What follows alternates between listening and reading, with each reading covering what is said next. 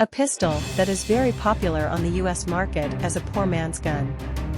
TaurusG2C does not boast any exceptional characteristics, and its ergonomics and aesthetics leave much to be desired. But it costs only $200 to $250 in different states, and it is this quality that nicely distinguishes the G2C against the background of competitors for ordinary citizens.